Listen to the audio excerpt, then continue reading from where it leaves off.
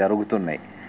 And ప్రతిసారి police always advises అందరికీ that మీరు ఎవరికైనా ఇంట్లో ఎంప్లాయ్ చేసే ముందు, స్పెషల్లీ ఇంట్లో రిసైడ్ చేసేటప్పుడు, అంటే బయట నుంచి వచ్చి పని చేసి వెళ్ళిపోతారు, అది ఒక విధంగా ఉంటుంది. కానీ స్పెషల్లీ ఇంటిలో అకామిడేషన్ ఇచ్చి వాళ్ళకి పని వాళ్ళ రిసైడ్ చేసి అక్కడ పని చేసుకోవడం, దాంట్లో డబ్లీ కేర్ఫుల్ ఉండాలి. ఓకే, కొన్నిట్లో లైక్ దీంట్లో ఒక అక్యూజ్డ్ ఆయనకి past there is no crime history, so మీరు యాంటీసిడెంట్ చెక్ చేసినా కూడా క్రైమ్ హిస్టరీ రిఫ్లెక్ట్ కాదు. కానీ ఇంకొక రోషన్, ఇంకొక వాళ్ళ ఇల్లు పనిచేసేవాడు, ఆయన మీద 2023లో 3 కేసులు రిజిస్టర్ అయినాయి అక్కడే రాంచీలో. సో అది రిఫ్లెక్ట్ అయ్యి ఉండొచ్చు.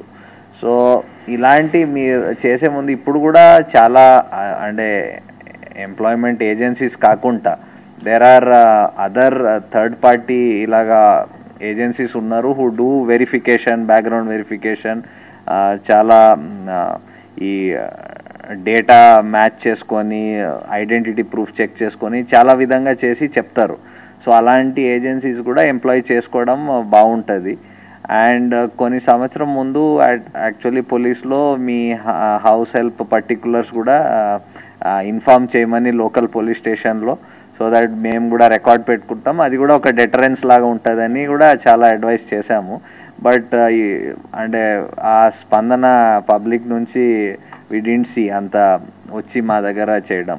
So we will again advise everybody to specially ఇంట్లో రిసైడ్ చేసి అకామిడేషన్ ఇచ్చి పని చేసిన వాళ్ళకి డబ్లీ వెరిఫై చేయాలి.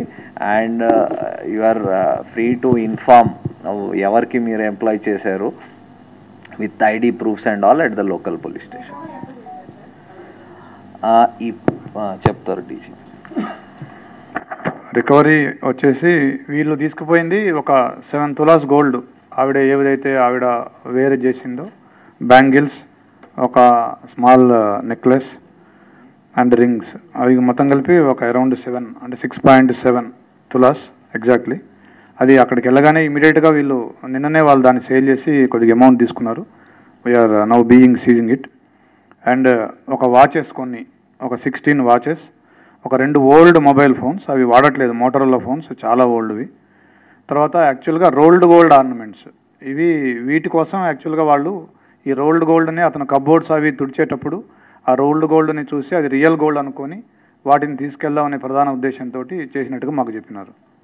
సో ఇప్పుడు వీళ్ళిద్దరు కూడా ఏజెన్సీల ద్వారానే రిక్రూట్ అయ్యారు అనేటువంటి విషయం కూడా తెలుస్తుంది.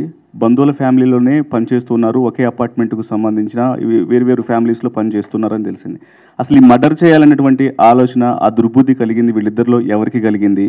సో వీటితో పాటు అసలు ఇంత పెద్ద మొత్తంలో దొంగిలించడం వెనకాల వీళ్ళు అగర్వాల్ ఫ్యామిలీ వీళ్ళు స్టీల్ వ్యాపారం చేస్తున్నారని కూడా తెలుస్తుంది. సో మనీని క్యారీ చేస్తున్నటువంటి సందర్భంలోనే ఇదంతా చూసి ఆశ పుట్టిందా? అసలు ఏం చెప్తారు సార్?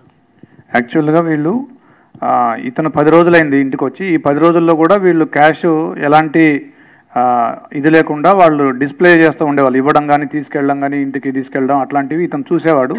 దాంతోపాటుగా కబోర్డ్స్ తుడిచేటప్పుడు ఆ gold, especially rolled gold ornaments, ఇవన్నీ చూసి వీళ్ళు వెల్తీ పీపుల్ అని అనుకొని 8th నుంచి వీళ్ళిద్దరూ ప్లాన్ చేసినారు. 8th, 9th and 10th morning, ఈ 3 రోజులు కూడా వీళ్ళు చాలాసార్లు వీళ్ళిద్దరూ డిస్కస్ చేసుకోవడం జరిగింది. యాక్చువల్గా ఎవరైతే A2 ఉన్నాడో రోషన్, ఇతను 14th ఫ్లోర్లో వర్క్ చేస్తాడు, వీళ్ళకి క్లోజ్ ఫ్రెండ్ ఇంట్లో.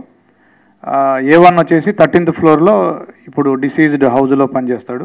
వీళ్ళిద్దరూ కూడా చాలాసార్లు డిస్కస్ చేసుకొని 8th నుంచి ప్లాన్ చేసుకొని మెయిన్గా బంగారం అండ్ డబ్బుల కోసం ఈ పని చేయడం జరిగింది.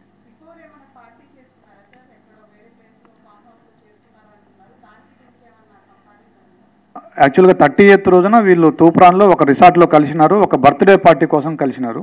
వీళ్ళ ఫ్రెండ్ రాజా అనే అతని బర్త్డే కోసం వాళ్ళు కలిసినారు, ఒక 9 మెంబర్స్ కలిసినారు అక్కడ. బట్ దీనికి ఏమీ సంబంధం లేదు, వీళ్ళకి 8th నుంచే ఈ ఐడియా వచ్చిందని చెప్తా ఉన్నారు.